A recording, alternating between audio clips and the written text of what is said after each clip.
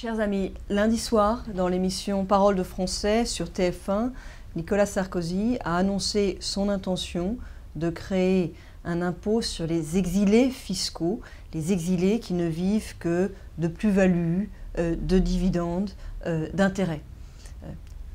C'est une philosophie très différente de celle de François Hollande. François Hollande décourage le travail. Il veut inciter nos compatriotes fortunés à quitter le territoire en leur imposant en métropole, en France, un impôt confiscatoire de 75%.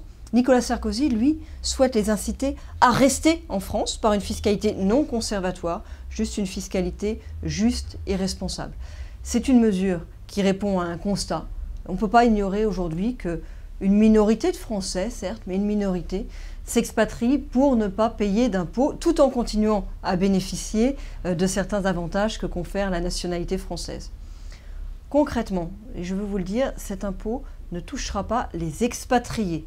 Et à la différence du Parti socialiste qui amalgame régulièrement l'exil fiscal et l'expatriation, Nicolas Sarkozy, lui, fait la différence entre les expatriés et les exilés fiscaux. Les expatriés, ce sont ceux qui ont quitté la France pour des raisons professionnelles, qui travaillent à l'étranger ou qui partent pour y créer des entreprises et développer de l'emploi. Ils participent puissamment au rayonnement de la France forte à l'étranger et les revenus de leur travail, ainsi que le revenu de leur patrimoine professionnel, ne sont en aucun cas concernés par cette mesure.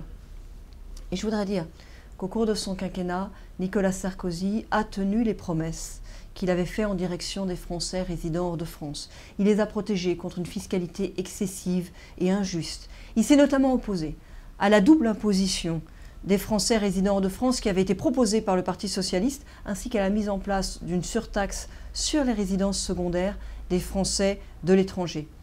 L'action de Nicolas Sarkozy en faveur des expatriés est à la mesure de la considération et de l'attachement qu'il porte à ces 2 500 000 Français qui, grâce à leur dynamisme, leur talent, leur courage aussi, sont des atouts pour la nation française.